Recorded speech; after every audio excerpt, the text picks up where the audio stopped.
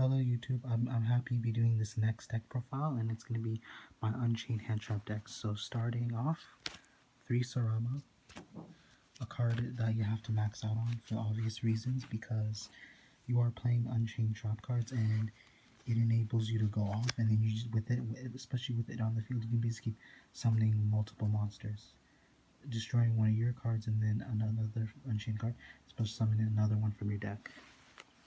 Another card we obviously max out is Aruga. It's a card that helps us start off on our combos by destroying one of our Unchained monsters that are already on the field, and some special summoning him out after.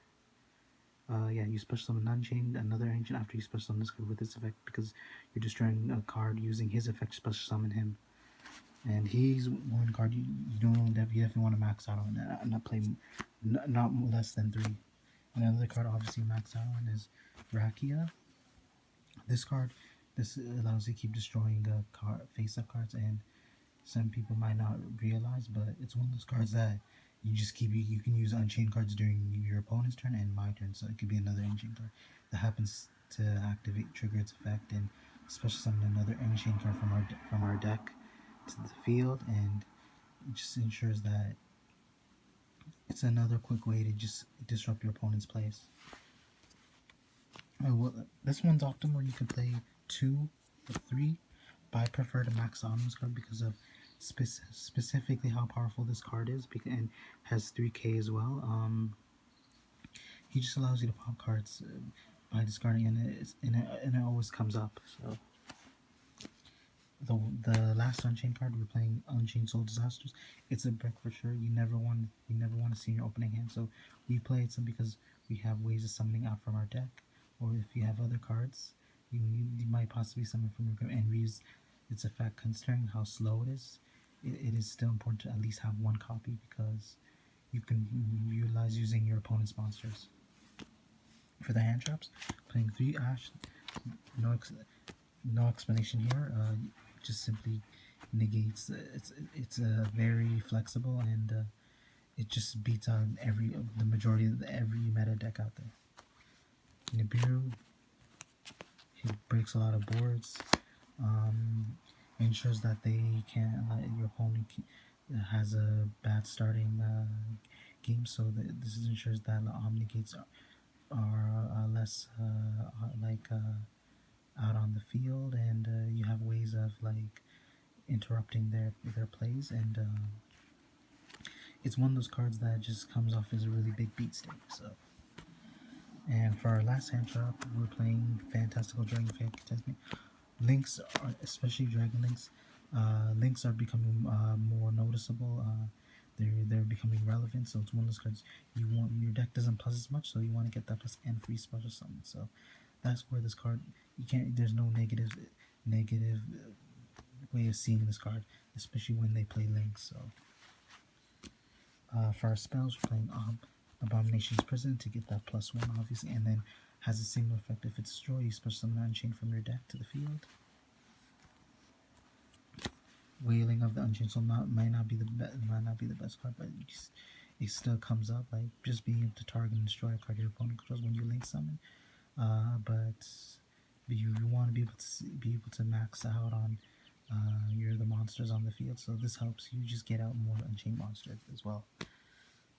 And for our other spells, 3 Pot of Extravagance. Some people might just playing 2 and 3 Prosperity, but being able to draw 2, I want to get as many cards in my hand as possible, so that my Unchained monsters can destroy other copies of the Unchained cards that can enable me to just get more of them out there and do as much damage and pretty much hurt my opponent for game. Pot of Prosperity, I personally prefer 2, not just because of its price tag, but having the damage can be an issue, because how can I kill my opponent if I'm not doing enough damage, basically, and then they might eventually come back and it might screw me over later. And plus we're playing more traps, so we're starting with max out 3 Escape with Unchained. These are one of the cards that are targets for your Unchained monsters, because although they have other effects, they have the same effect where if they get popped, you special summon an Unchained monster from your deck to the field. And this one's the same here, but it's just just as good, as similar to the last effect, but when you activate, you can special summon an Unchained monster from your hand or graveyard, which comes up very handy because of because of Abomination and stuff, and Unchained Soul, or you can disrupt your opponent's place during their turn. Our final trap, we're playing 3 trap check to sue, so basically we're playing 6 of our Unchained trap cards. And starting with our extra deck, Blackluster Soldier, Soldier of Chaos is one of those cards that you easily summon in the extra deck, although usually when your Unchained get destroyed, you're forced to summon Fiend, but it depends depending on the right setup, it's easy. If you have Unchained Abomination and you manage to normal summon Sarma, use this effect, this card comes up a lot more often than you think.